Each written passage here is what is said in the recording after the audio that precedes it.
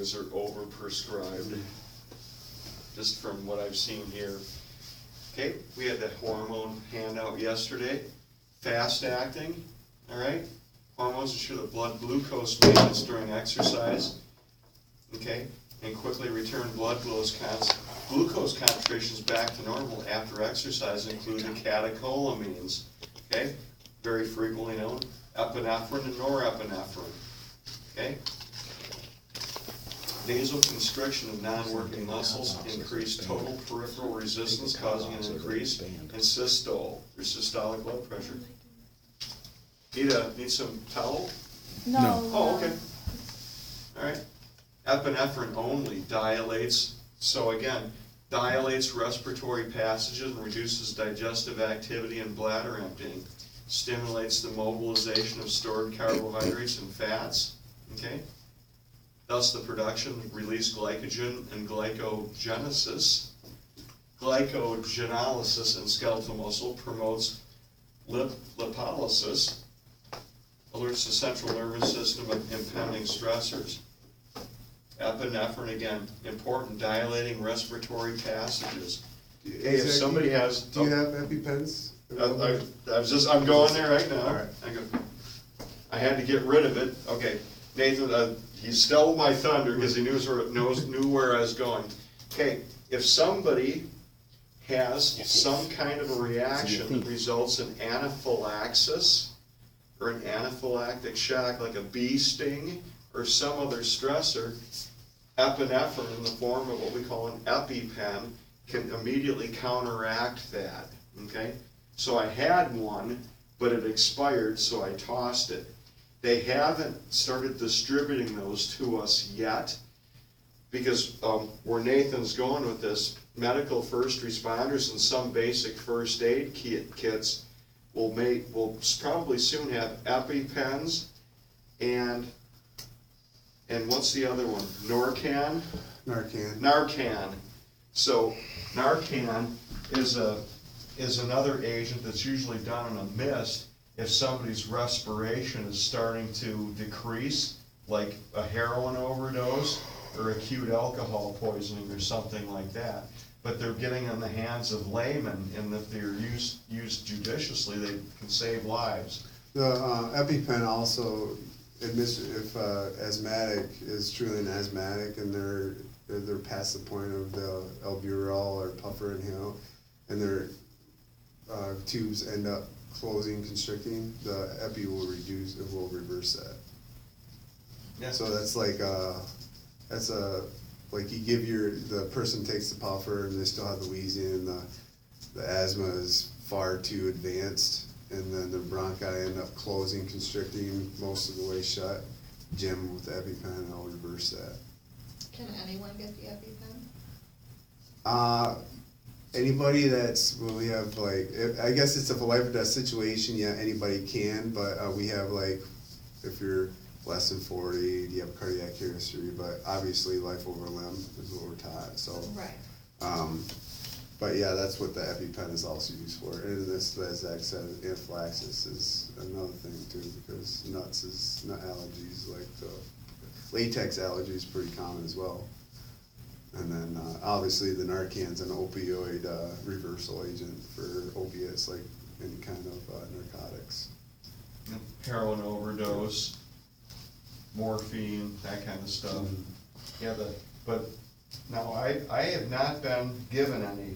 The guys in the officers in Benzie County have, and they used it for acute alcohol poisoning too. Yeah, somebody's starting to shut down. If they have a good pulse and good blood pressure, and they're just basically sleeping, we let them sleep, because when you wake them up, then they start being combative and a pain in your butt, and so as long as they're. And then they call for an officer. Yeah, and then they call for an officer, and then we have to get permission from the hospital to get them a sedative. It's just, it's crap sandwich. Yeah. Yeah, wake somebody up. They usually wake up swinging. Yeah. So we let them sleep. Yeah. It's interesting, gang. Yeah, Brendan Keenan was asking me about that. I said, I leave them handcuffed if they're breathing, the hell with them. They're not gonna fight me, let them sleep handcuffed, I don't care. Yeah, just you own somebody when you do any intervention though, they're yours, so you wanna do the right thing. But we have, and protocols are different in different agencies and so forth. If we have somebody over a 0.3, for instance, with alcohol, we gotta take them to the hospital. But and we're deviating here a little bit, but it's interesting, the highest blood alcohol content I've ever seen in the field was a 0.384. And the guy was standing and talking and arguing with me. Yeah, What was it? if they're, 0.384, yeah, that's a seasoned vet there. yeah. If they're what we call ANO ×4, awake alert, person, place, time, and event, and they can ambulate or walk on their own, have fun, Yeah. go find a different place to take a nap. I work with a video. I'm glad I have it.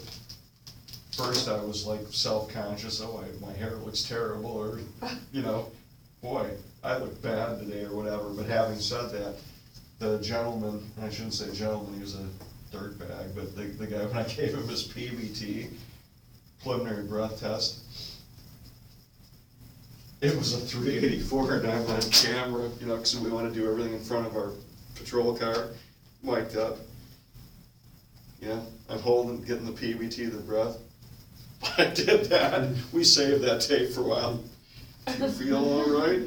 I knew the guy was a career alcoholic, but it's like, We brought in a guy, they actually did a blood draw on him, it was 0.6. oh God. What? I pulled someone over once, and she was DNR, and she pulled someone over, and he flew at 0.7.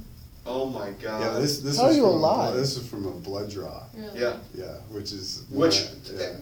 okay, so they know, what Nathan said, they've already stopped drinking and probably 60 to 90 minutes has elapsed Yeah. already, yeah. Interesting stuff, gang. 6 of his blood volume was alcohol. Now, we used to do this, but we don't do it anymore. Well, It I was- don't He's not drink. alive anymore. It was fun to show PBTs, you know, have some subject get intoxicated and you can watch the effects and so No, forth. he, We can't do that anymore. Is this like an all-day with drinking Delta binge, or? Spiral. Oh, to get that high? We Yeah. found That's a that career. Yeah. Yeah. All the time. To get blood alcohols like that, well, I mean, you're binging, but that's a lifestyle. Yeah. Yeah, Oh. that's prolonged, like Yeah. a very long time. There's a lot of people who they're, like, for instance, now we're all, you know, we're a little tired, but we're here. Right now, if I was like a career drunk, I'd probably be at a 15 talking to everybody now like nothing ever happened. Yeah, that's just maintenance level. So some people train to exercise, some people Yeah. train to just get Yeah. wasted. Don't take this the wrong way. Do not take this the wrong way at all. I have arrested career drinkers for drunk driving. This is before we had the super drunk statute. Hit over a .2. And the only reason I pulled them over for, not for bad driving, usually a tail light out or a headlight out, okay? Then I smell, I'm obligated to investigate further, but I didn't stop them for bad driving. So the charge there is what we call U-ball, unlawful blood alcohol level. And it's a strange trial. Was my client driving bad? No, he wasn't. Used to that. Yeah, so anyways, there's a charge for that though, it's called U-ball. Now, don't take this the wrong way. Let's talk about the U-ball guy that was driving perfect. I almost feel better with him on the road than I do teenagers. Because the U-ball guy, he's interested in getting some more alcohol. He's not doing this, and he's been driving a long time. So don't take that the wrong way, but give me a career drunk that is going to get alcohol. They're gonna drive perfect because they want to get their alcohol and not get pulled over. That makes sense? So, okay, insulin glucagon. Again, with the hormone release, activation of the sympathetic system during exercise. suppresses the release of insulin from the pancreas. Insulin sensitivity increases, requiring less insulin for the same effect. Glucose uptake by the skeletal muscle occurs at a higher rate. Glucagon, also released from the pancreas, stimulates an almost immediate release of glucose from the liver. Okay? Facilitates an increase in blood glucose levels in response to low levels, which sometimes known as a negative feedback loop. The reaction takes effect as exercise progresses and glycogen stores deplete. That way, as I indicated a couple days ago, gang, hypoglycemic episode onset by exercise, very common in people that aren't used to exercise, or they're trying to fix all their ills in one session at the gym, right? And I made reference to the girls in the dorm about to go on spring break. They're gonna fix everything in 2 nights at the gym. Ain't gonna happen. And then they get woozy and they wonder why. This is why, okay? The glycogen stores deplete because that day they might have had 4 monsters and half of a donut the whole day. Because that's their diet. They feel fat too and they wanna look good in a bikini or something for spring break. It's not, you're not gonna. It should have started 6 months ago. However long it took to get the adipose tissue, well, if we do it right, it'll come off less, but usually the rule of thumb went, it'll take as long to get it off as it took as long to put it on, you know? So, something interesting here, the slow-acting hormones, cortisol, okay, released by the adrenal cortex. Where's that, gang? Kidney. Yes. Excellent. Not in your head, it's on your kidneys actually. Stimulates the mobilization of free fatty acids from adipose tissue, mobilizes glucose synthesis in the liver, and decreases the rate of glucose utilization in the cell. Okay, it increases with intensity and stress on the body. This is key. Prolonged elevated levels have been linked to excessive protein breakdown, tissue wasting, negative nitrogen balance, and abdominal obesity. It seems counterintuitive, right? All I do is invite you to look at police officers that work in a metropolitan area, long-time or mid-time officers, usually night guys that are opposed to stress. In the day, you get a lot of kind of petty kind of stuff, not to say bad things that happen in the day. At night, that's where the action is. We've seen the older officers, Sergeant Ricks, for instance. I love the guy. The older cops with the big belly, right? It could be many things, lifestyle, but also elevated exposure to pressure. So cortisol in small doses does good things. Long-term effects can create this abdominal obesity, okay? Growth hormone, on the other hand, released by the anterior pituitary, supports action of cortisol and plays a role in protein synthesis, okay? Dramatic increase during short-term physical activity. Again, sometimes why the HIIT type activities have gained popularity. Everybody sees what growth hormone did for A-Rod and Barry Bonds and all the rest of that. Well, dramatic increase during short-term physical activity. Okay, the high-intensity stuff. It still would be negligible. It's not going to be even close to taking an agent like that in mega doses. What's your thoughts on, I really want to call it blood doping. I was wondering if that was Blood coming up. doping. Yeah, excellent. It's your, Excellent I mean, question. it's your own Can blood. you go back real quick? Yeah, on this, the prior slide? Yeah. Yeah. sorry. Okay. Okay, and you can photograph that too if you want, Makisha, no problem there. What was your Okay, the question Nathan asked me was about, Lance Armstrong. did you hear what he said? No, I didn't. Okay, he was asking me what I believe the effects of blood doping are, okay? I'm gonna describe what blood doping is. Blood doping, the rationale behind that is to do some kind of intense exercise, theoretically, to increase platelet count, to carry more oxygen, and just the oxygen carrying capacity of blood to do more work, okay? Some people will dope their blood with their own, okay? Or, so for instance, they might train at altitude for a long amount of time, take the blood out, okay, and use it for another event, Cyclist. okay? Yeah. Okay, remember Lance Armstrong, the famous cycle bike racer or whatever? Remember him, he's still famous. Yeah, well, no, I'm, do you remember him or no? I don't know. Okay, so do you see what I'm saying? Yeah. You're gonna train at altitude, Okay. okay? Less air, less oxygen at altitude, right? That's why mountain climbers and skydivers have to wear oxygen, okay? You're going to have a specific adaptation to training at altitude. Your body will adapt and be able, your blood, and I'm greatly simplifying this, but your blood will be able to carry more oxygen if you're working at altitude for an extended period of time, okay? So then, you're training in high altitude, then you have a doctor take a lot of your blood out, because you will, remember, people give blood all the time, okay? So that blood, let's call it the magic blood, that's your high altitude blood.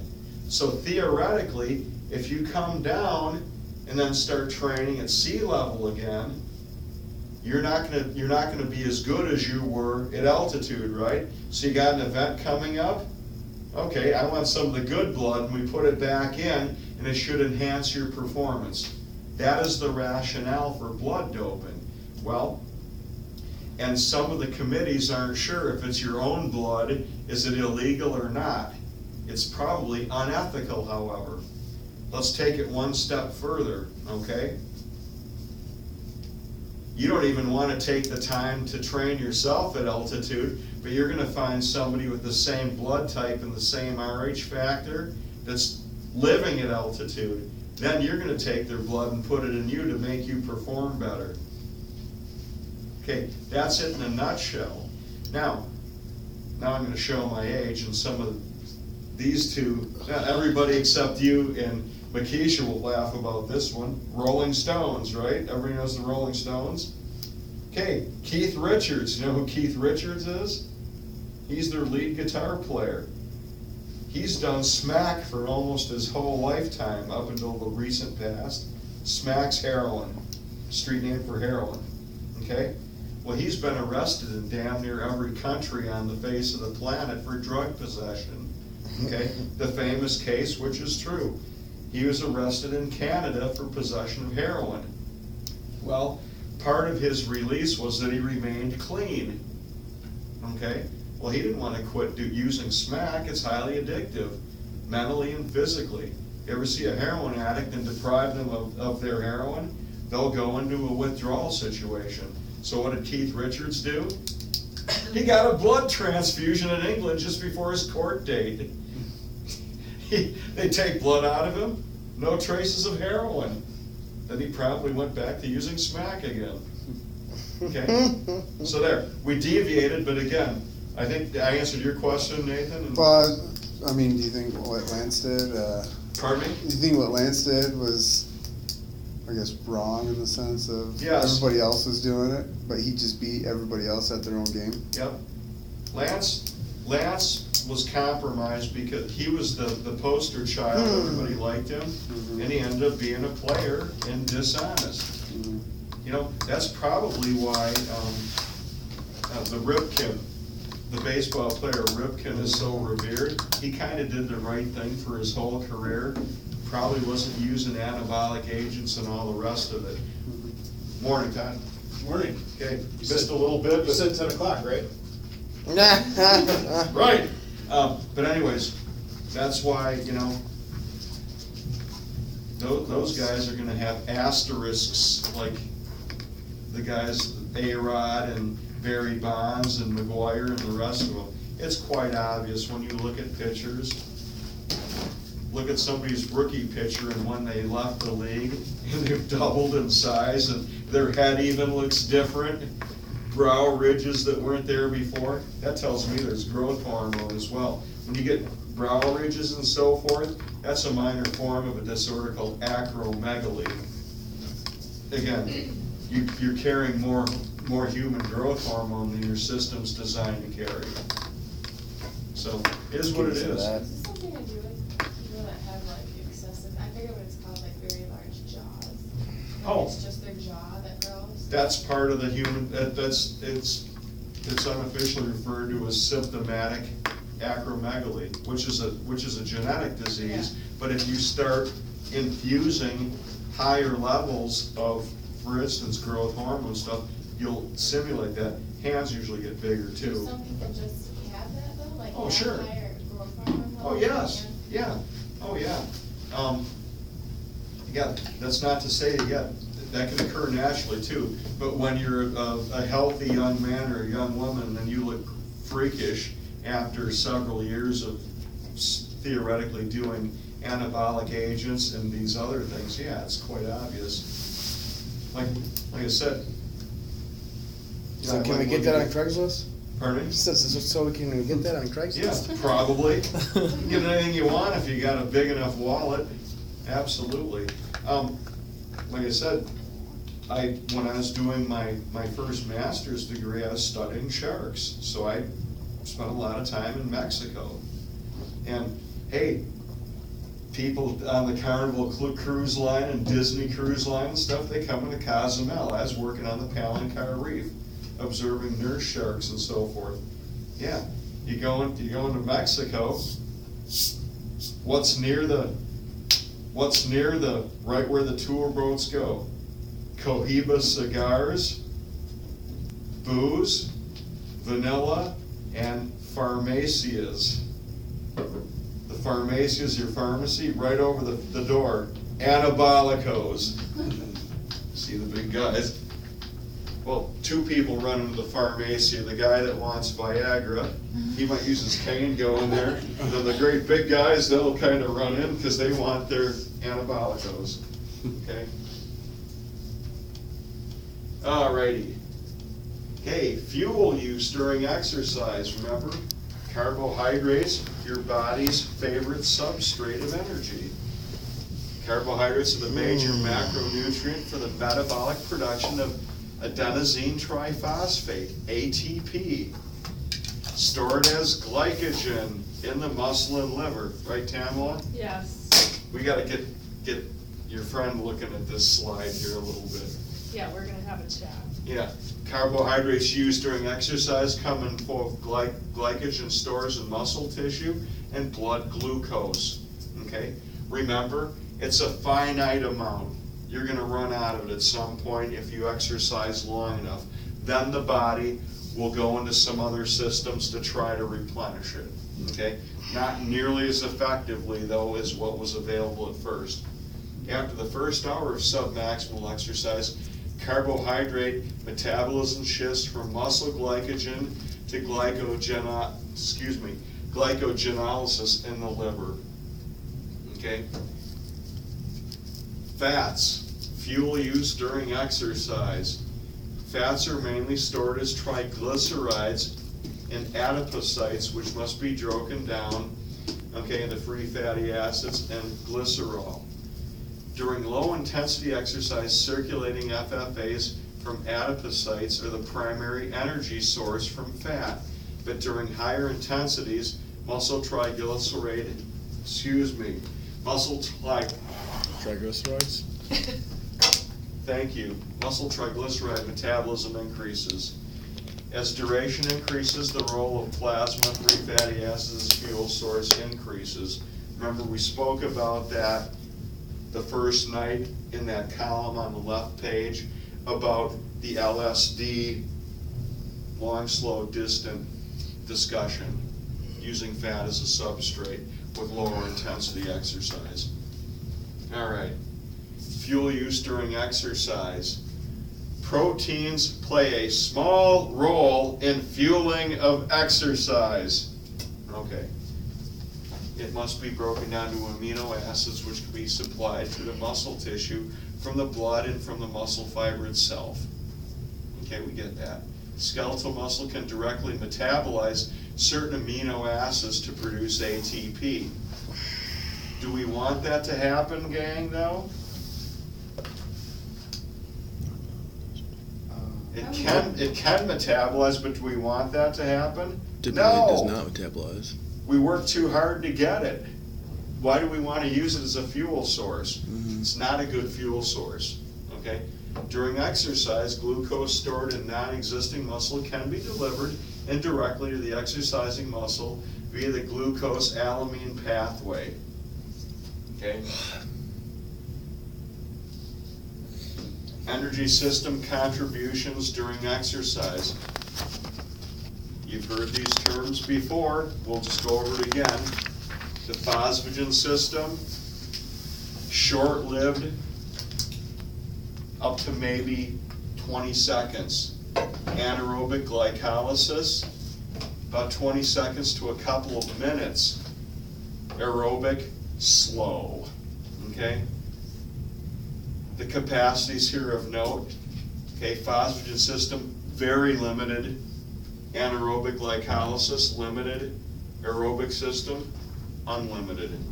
That's why the marathon runners can keep going and going and going, because they're so well conditioned. Once the glycogen's gone, they'll use other systems to keep themselves going. Okay, lactate is a fuel, okay? This is what's amazing to me. Lactate is generally thought of as a waste product of glycolysis. We get that. Cellular waste, usually we refer to what? Lactic acid. We made I'll wait till Anna comes back before, I don't want to go too far into this. This is important. Oh, Well, I'm gonna go grab a spare thing from the exercise room. I have one right here if you want. Oh, okay. I'm gonna go refill. We're gonna hit this back. So it's a break time then? Let's take 5. Yeah, let's go ahead. Let's take 5. Take 5.